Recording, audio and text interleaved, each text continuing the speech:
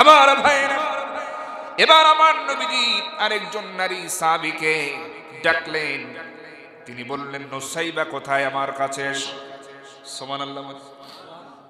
নুসাইবা বিনতে কাব রাদিয়াল্লাহু তাআলা আনহা ছুটে বের হলেন। লাব্বাইক ইয়া রাসূলুল্লাহ, আমি উপস্থিত। নবীজি বললেন, শোনো রে নুসাইবা, আমি তোমাকে অন্য একটা দায়িত্ব দিতে চাই, তুমি কি পালন করতে পারবে নাকি? তিনি বললেন, ইয়া রাসূলুল্লাহ, যা বলবেন তাই পালন করার জন্য রেডি আছি। নবীজি বললেন, তাহলে শোনো, তোমার হাতে থাকবে হচ্ছে পানির জগ, পানির মশক, আর এক হাতে থাকবে হলো গ্লাস।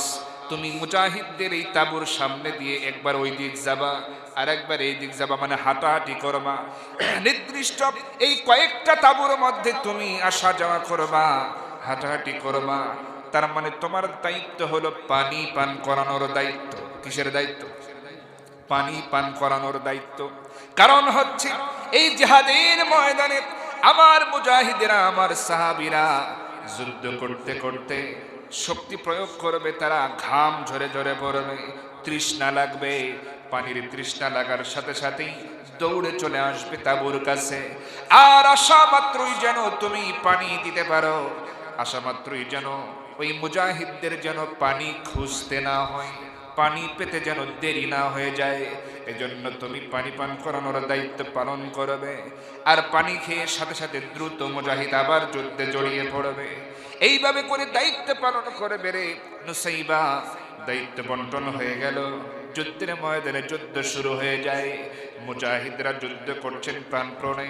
আপনারা সবাই জানেন, ওহদের যুদ্ধে প্রথম পর্যায়ে ময়দান কিন্তু মুসলমানদের দখলে ছিল। কথা বলেন ঠিক কিনা? মুসলমানদের দখলে চলে আসে। এই যে 1500 কুরাইশ যোদ্ধা যুদ্ধ করে টিকতে না পেরে যার যার মতো পালিয়ে চলে যায়, ঢাল তরবারি ফেলে। মুসলমানেরা তো আনন্দে আত্মহারা, আমরা এই বিজয় অর্জন করেছি। অন্য সাইডে আমার নবীজি তাকে নিরাপত্তার জন্য কয়েকজন সাহাবী ঘেরাও করে আছে। আর এইদিকে মুসলমানেরা ভেবেছে আমরা এই বিজয় অর্জন করেছি। আহারে, আমাদের আনন্দের সীমা নাই। বিশেষ করে এই উহুদ যুদ্ধে ঢোকার জন্য যে একটা গোপন পথ, গোপন রাস্তা ছিল, যাকে গিরিপথ বলা হয়, এখানে আমার নবীজি আব্দুল্লাহ বিন জুবাইর রাদিয়াল্লাহু তাআলা আনহুর নেতৃত্বে 50 জন তীরন্দাজ, যারা ভালো তীর চালাতে পারে, এদেরকে দিয়ে তার নিরাপত্তার জন্য বলেছিলেন। আর বলেছিলেন, আব্দুল্লাহ বিন জুবাইর, তুমি 50 জন তীরন্দাজ নিয়ে এই গিরিপথের নিরাপত্তা দিবা। খবরদার কেউ যেন এই দিক দিয়ে ঢুকতে না পারে, খেয়াল করবে। এইবার সেই গিরিপথের নিরাপত্তায় যারা ছিলেন, তারাও ভাবতেছেন, আহারে খামোখা আর এখানে থেকে লাভ কি? আমরা তো বিজয় অর্জন করেছি, এখন তো আর এখানে থাকার দরকার নাই। আব্দুল্লাহ বিন জুবাইর রাদিয়াল্লাহু তাআলা আনহু তিনি এবার নির্দেশ দিলেন, ডাকলেন, ও রাসূলের সাহাবীরা, চলে এসো, চলে এসো। আর এই গিরিপথের, এই গোপন পথের নিরাপত্তা দেওয়ার কোনো প্রয়োজন নাই, ময়দান আমাদের দখলে। এবার চলে আসলেন সবাই। গিরিপথটা ফাঁকা হয়ে গেল। এবার ওই কাফেরদের ফেলে যাওয়া ঢাল তরবারিগুলো গনিমতের মাল হিসেবে তারা সংগ্রহ করছেন। এমন সময় ওই যে কাফের কুরাইশদের লুকানো যে বাহিনীর অর্ধেক অংশ, ওরা তো রিজার্ভে আছেই, আবার এখান থেকে যারা পালিয়ে গেছে যুদ্ধে টিকতে না পেরে এরাও যোগ দিয়েছে। এবার তারা কি করেছে, এই গিরিপথ যখন ফাঁকা হয়েছে, আর দেরি করে নাই, এক মুহূর্ত দেরি করে নাই, গোপন পথ দিয়ে, গোপন রাস্তা দিয়ে তারা একেবারে একসাথে সারাশি আক্রমণ করে ফেলল। এমনকি মুহূর্তের মধ্যেই মুজাহিদদেরকে, মুসলমানদেরকে দিশেহারা করে ফেলে। একজন দুইজন নয়, একেবারে এমন ভাবে শহীদ করতে থাকে, শহীদ হওয়া বন্ধ নেই। মুসলমানেরা যে যার মতো এলোমেলো হয়ে যুদ্ধ চালাচ্ছে। আহারে, ময়দান কি ছিল, কি হয়ে গেল! নবীজির দৃষ্টিতে যখন তিনি দেখতে পেলেন ময়দানের অবস্থা তো খারাপ, এতক্ষণ তো ভালোই ছিল, এখন তো উল্টা পরিবেশ হয়ে গেছে। নবীজি এবার বলতেছেন, আমাকে নিরাপত্তার জন্য যারা আসো, ওরে আলী, ওরে আবু উবাইদা, ওরে দাজানা, ওরে কাতাদা, আমাকে নিরাপত্তা দেওয়ার প্রয়োজন নাই। ওই যে দেখো কি চলতেছে, তাড়াতাড়ি চলে যাও, তোমাদের ভাইদের পাশে দাঁড়াও। আহারে, আচমকা হঠাৎ করে সারাশি আক্রমণ করেছে। তার মানে আব্দুল্লাহ বিন জুবাইর মনে হয় গোপন রাস্তা গিরিপথটা মনে হয় ফাঁকা করে দিয়েছে। আর কাফেররা বেঈমানেরা এই সুযোগটা হাতছাড়া না করে সরাসরি আক্রমণ করেছে। সৈন্য তাদের রিজার্ভ ছিল, আরো বেশি সৈন্য এসেছে, মুজাহিদদেরকে শহীদ করতেছে। যাও যাও তাদের পাশে গিয়ে দাঁড়াও। সবাই চলে গেল, লড়াই চলতেছে। 5 জন 10 জন 15 জন 20 জন এইভাবে শহীদ হতেছে। আহারে এমন সময় ওই যে 3 জন কাফেরের কথা বললাম, নবীজি তো এখন একা হয়ে গেছেন, ফাঁকা। এই নবীজিকে ফাঁকা পেয়ে এরা এবার ভুল করে নাই, তারা এবার দ্রুত সিদ্ধান্ত নিয়ে ফেলে, চলো ওই তো মোহাম্মদ বিন আব্দুল্লাহ একা আছে, চলো আমরা তাকে হত্যা করে আসি। নাউজুবিল্লাহ। আমার বন্ধুগণ, ওই 3 জন কাফির যখন দেখে মোহাম্মদ বিন আব্দুল্লাহ একা হয়ে আছে, চলো আমরা হত্যা করে আসি। একজন বলে না না, যাওয়া যাবে না, সে আল্লাহর নবী, সামনে থেকে গিয়ে তাকে আমরা হত্যা করতে পারবো না। আর একজন বলে হ্যাঁ তুমি ঠিকই বলেছো, মাঝে মাঝে তার ব্যাপারে কি কি সব অলৌকিক কথা শোনা যায়, যদি আমরা তার সামনে কাছে যাই, যদি আসমান থেকে কোনো গজব আমাদের উপর পড়ে। চিন্তা করছেন তাদের মধ্যেও ভয় আছে না? যদি আসমান থেকে কোনো গজব আমাদের উপরে পড়ে, অতএব সামনে থেকে যাওয়া যাবে না। তৃতীয় জন বলে ঠিকই বলেছ, অতএব তোমরা 2 জন এখানে এই যে পাহাড়িয়া যে ধারালো ধারালো পাথরগুলো আছে এগুলো জমা করো, স্তূপ করে রাখো, আর আমি পাহাড়ের পেছন দিক দিয়ে চলে যাই। মোহাম্মদ বিন আব্দুল্লাহ যে জায়গায় দাঁড়ানো খেয়াল করে দেখো, ওই পাহাড়ের উঁচু জায়গা থেকে যদি একটা বড় পাথর দিয়ে আঘাত করা যায়, এটাই কাজ হয়ে যাবে।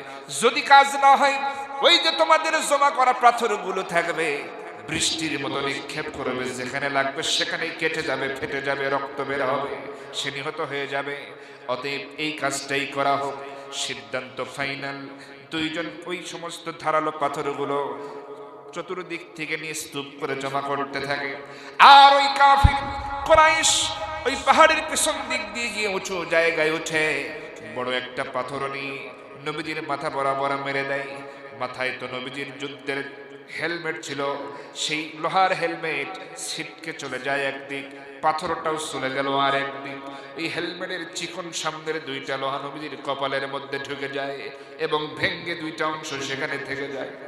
আমার নবীজি এমন অবস্থায় নবীজির মাথা যখন চক্কর দিয়ে ওঠে, এই সুযোগ আর হাতছাড়া না করে ওই জমা করা পাথর নিয়ে ওই 2 কাফের এরা এবার বৃষ্টির মতো নিক্ষেপ করতে থাকে আমার নবীজির চেহারা বরাবর, শরীরে বরাবর। আমার নবীজিকে লক্ষ্য করে পাথর মারতেছে বৃষ্টির মতো, একটা করে পাথরের আঘাত লাগে, ফিনকি দিয়ে রক্ত বের হয়ে যায়, কেটে যায়, ফেটে যায়। এভাবে করে যেখানে লাগে সেখানেই রক্ত বের হয়ে যায়। নবীজির এত সুন্দর চেহারা, পৃথিবীর শ্রেষ্ঠ মানুষের শ্রেষ্ঠ সুন্দর চেহারা রক্তে লাল হয়ে যায়, শরীরটা ভিজে যায়। এমন সময় পাথর আসতেছে বৃষ্টির মতো, এর মধ্যে একটা পাথর এসে যখন নবীজির মুখ বরাবর লাগে, সাথে সাথে সামনের 2টা দাঁত ভেঙে পড়ে যায়। আবার নবীজি ওই মুহূর্তে আর টিকতে পারলেন না, উপর হয়ে মুখ থুবড়ে জমিনের উপর পড়ে গেলেন। পড়ার সাথে সাথে বেহুশ হয়ে গেলেন, আর কোনো নড়াচড়া নেই। কাফের বেঈমানেরা এই 3 জন তবুও নবীজির কাছে আসার সাহস পায় না। দূর থেকে তারা দেখতেছে, বেশ কিছুক্ষণ যখন চলে যায় তারা দেখতেছে মোহাম্মদ বিন আব্দুল্লাহ তো নড়াচড়া নাই। এবার তারা বলতেছে তাহলে সে মারাই গেছে। এবার হাদিসের মধ্যে এসেছে একটা শব্দ তারা উচ্চারণ করেছিল, কুতিলা মোহাম্মদ। এই শব্দটা গোটা যুদ্ধের ময়দানে তারা ছড়িয়ে দেয়, আমরা মোহাম্মদ বিন আব্দুল্লাহকে হত্যা করে ফেলেছি। এইভাবে করে গোটা যুদ্ধের ময়দানে এইভাবে ছড়িয়ে দেয়। নবী নিহত, মোহাম্মদ বিন আব্দুল্লাহ আর বেঁচে নাই। আর সাহাবীদের কানে এমন খবর যখন যায়, তারা আর সহ্য করতে পারে না। তারা মনে মনে ভাবে, আহারে নবীজি যখন বেঁচে নাই, আমরাও কেন বেঁচে থাকবো? এই দিন কায়েমের জন্য, আল্লাহর দিনকে রক্ষার জন্য, দিন প্রতিষ্ঠার এই সংগ্রামে এসেছি, যুদ্ধ করার জন্য এসেছি, বাড়িতে ফিরে যাবার জন্য নয়। নবীজি যেহেতু বেঁচে নাই, প্রয়োজনে আমরাও লড়াই করতে করতে শহীদ হয়ে যাব। রাসূল বিনে আমরা কেউ বেঁচে থাকতে চাই না। আল্লাহু আকবার। ইতিমধ্যেই 30, 40, 50 জন শহীদ হয়ে গেছে, এখনো শহীদ হওয়া বন্ধ নেই, যুদ্ধ চলতেছে। হঠাৎ করে নুসাইবা বিনতে কাব রাদিয়াল্লাহু তাআলা আনহার কানেও খবর চলে এলো, নবীজি বেঁচে নাই, নবীজিকে হত্যা করে ফেলেছে কাফেরেরা। আহারে এমন খবর শোনা মাত্রই নুসাইবা বিনতে কাব রাদিয়াল্লাহু তাআলা আনহা তিনি আর সহ্য করতে পারছেন না, তিনি আর ধৈর্য ধরতে পারছেন না। আহারে নুসাইবা তার সম্পর্কে এক মিনিটে একটু বলে নেই। তিনি হলেন আব্দুল্লাহ বিন কাবের বোন। আব্দুল্লাহ বিন কাব নামক সাহাবীর বোন হচ্ছেন নুসাইবা বিনতে কাব। এই নারী সাহাবী নুসাইবা বিনতে কাব ছোটবেলাতেই সব ধরনের যুদ্ধবিদ্যা তিনি প্রশিক্ষণ নিয়েছেন। কিভাবে করে তরবারি চালাতে হয় শিখেছেন, কিভাবে করে দ্রুত গতিতে ঘোড়া চালাতে হয় শিখেছেন, কিভাবে করে বল্লম ছুড়ে মারতে হয় শিখেছেন, কিভাবে করে জায়গা মতো তীর নিক্ষেপ করতে হয় শিখেছেন, খঞ্জর কিভাবে চালাতে হয় সব কিছু শিখে ফেলেছেন। এমন কোন যুদ্ধবিদ্যা নাই যা তিনি শেখেন নাই। জাহালাতের সময় প্রতিযোগিতা হতো, কুরাইশদের অনেক যোদ্ধা তাদের সাথে প্রতিযোগিতা হতো। এই নারী তখনও তো তিনি ইসলাম কবুল করেন নাই। এই নুসাইবা বিনতে কাব লড়াই করতেন, তার সাথে কেউ পারত না। তীর নিক্ষেপ করতেন, তার সাথে কেউ পারত না। লড়াইয়ের প্রতিযোগিতা হতো, দ্রুত গতিতে ঘোড়া চালাতেন, তার আগে কেউ চলতে পারত না। এই সুনাম তার ছিল। আর যদি লড়াইয়ের ময়দানে যদি লড়াইয়ের প্রতিযোগিতা হতো, পুরস্কারটা তিনি ছিনিয়ে আনতেন। শুধু তাই নয়, যদি জীবন মৃত্যুর লড়াই এমন যদি কোনো সময় হতো, তাহলে মৃত্যু ছাড়া কোনো উপায় ছিল না। এই নারী সাহাবী নুসাইবার সামনে থেকে কেউ বেঁচে ফিরতে পারতো না।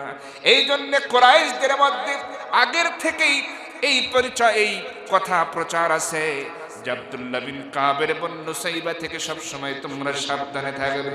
এ হলো সাংঘাতিক মহিলা, সাংঘাতিক নারী। নারী হলে কি হবে, তার তরবারির সামনে যাওয়াই যায় না। এত দ্রুত গতিতে তরবারি চালায়, চোখেই দেখা যায় না। এজন্য তার থেকে সাবধানে থেকো। এটা কুরাইশদের মধ্যে আগেই প্রচার আছে। সেই নুসাইবা রাদিয়াল্লাহু তাআলা আনহা এই উহুদের ময়দানে পানি পান করানোর দায়িত্ব পেয়েছেন। পানি পান করানোর দায়িত্ব পালন করে যাচ্ছেন, কিন্তু হঠাৎ করে কানে যখন তার খবর এলো নবীজিকে হত্যা করেছে কাফের বেঈমানেরা, আর তিনি ধৈর্য ধরে থাকতে পারলেন না। তিনি ভাবলেন, যেই ময়দানে নবীজি বেঁচে নাই, নবীজিকে হত্যা করা হয়েছে, আমার মুজাহিদ ভাইদেরকে শহীদ করে ফেলতেছে তারা, আমি নুসাইবা আর কেমনে যুদ্ধ না করে থাকি? আমি নুসাইবা এই পানি পান করানোর দায়িত্ব পালন করে আর কি হবে? অতএব আমি আর পানি পান করানোর দায়িত্ব পালন করতে চাই না। আমিও যুদ্ধ করতে চাই, আমিও লড়াই করতে চাই, নবী হত্যার প্রতিশোধ গ্রহণ করতে চাই, দিনকে জিন্দা করতে গিয়ে আমি লড়াই করতে চাই। প্রয়োজনে আমি নুসাইবা শহীদ হয়ে যাব, কিন্তু রাসূল বিনে আমি নুসাইবা দুনিয়ায় বেঁচে থাকতে চাই না। আমার ভাইরা, নুসাইবা রাদিয়াল্লাহু তাআলা আনহা হাতের গ্লাসটা ছিটকে ফেলে দিলেন, আবার পানির মশকটা ছুঁড়ে ফেলে দিলেন। কি হবে পানি পান করায়? একটা তরবারি হাতের মধ্যে নিলেন, দ্রুতগামী একটা ঘোড়ার উপরে লাফ দিয়ে চড়লেন, ক্ষিপ্র গতিতে ঘোড়াটাকে চালায়া দিলেন শত্রুদের ভিতরে। এমন ভাবে তরবারি চালাচ্ছেন কুরাইশ যোদ্ধারা, যেই তার তরবারির সামনে আসে সেই দ্বিখণ্ডিত হয়ে যায়, যেই তার তরবারির সামনে আসে সেই দ্বিখণ্ডিত হয়ে যায়। এরকম করে অগ্রসর হচ্ছেন মুজাহিদা নারী, বীরাঙ্গনা নারী। এই নুসাইবা বিনতে কাব রাদিয়াল্লাহু তাআলা আনহা বীর দর্পে যুদ্ধ করে সামনে অগ্রসর হচ্ছেন। কেউ টিকতে পারতেছে না তার সামনে। হঠাৎ করে কুরাইশদের ভিতরে যারা দুর্বল যোদ্ধা ছিল, এদের মধ্যে কেউ কেউ যখন দেখলো, আহারে এটা তো আব্দুল্লাহ বিন কাবের বোন নুসাইবাকে দেখা যায়, এটা তো নুসাইবা, একে তো আমরা ভালো করেই চিনি। যখন তারা চিনতে পেরেছে, চিৎকার মেরে পড়া শুরু করেছে, ওরে কুরাইশ যোদ্ধারা সাবধান হয়ে যাও, আর সামনে অগ্রসর হয় না। যাকে দেখতে পাচ্ছি এ সাধারণ কোন নারী নয়, এ হচ্ছে আব্দুল্লাহ বিন কাবের বোন, এর নাম হচ্ছে নুসাইবা বিনতে কাব। তার তরবারির সামনে কেউ যেও না। জীবন যদি বাঁচাতে চাও তাড়াতাড়ি করে এখান থেকে কেটে পড়ো, পালিয়ে যা। তরবারির চালানোর দৃশ্য বড় ভয়ঙ্কর। এই প্রচার, এই কথা যখন চিৎকার করে বলতেছে, এবার দুর্বল যোদ্ধা যারা, তারা আর কেউ থাকলো না, সবাই পালিয়ে যাওয়া শুরু করে। যুদ্ধের ময়দান থেকে তারা পালিয়ে যাওয়া শুরু করে দেয়। তাদের মধ্যে ভয় ঢুকাইয়া দিয়েছেন কে? আসতে বলবেন না কে? আসলে আল্লাহ যদি বিজয় দেন, ঠেকানোর ক্ষমতা কি কারো আছে নাকি? আসতে বলবেন না, আছে নাকি? খেয়াল করেন, এই যে এই দেশে একটা বিপ্লব হলো, যারা শাসন কার্যে ছিল তারা দেখলো পুলিশ আমার, র্যাব আমার, বিডিআর আমার, ক্ষমতা আমার, বুলেট আমার, সব আমার। এই স্কুল কলেজের ছাত্ররা কি করবে? কথা বলেন ঠিক কিনা? কিন্তু আল্লাহ দেখলেন জুলুমের মাত্রা বেশি হয়ে গেছে, দাম্ভিকতা বেড়ে গেছে, অতএব কিসের বুলেট আর কিসের বোমা? আল্লাহ দেখলেন কি করলেন, যাদের হাতে সব অস্ত্র সব ক্ষমতা তাদের ভিতরে দিলেন ভয়, আর যাদের হাতে খাতা কলম তাদের ভিতরে দিলেন ইমানি সাহস। কথা বলেন ঠিক কিনা? এই কারণে কিন্তু বিজয় হয়েছে। কথা বলেন ঠিক কিনা? যারা জুলুম করেছে তারা কি আর থাকতে পারছে? তারা কি করছে?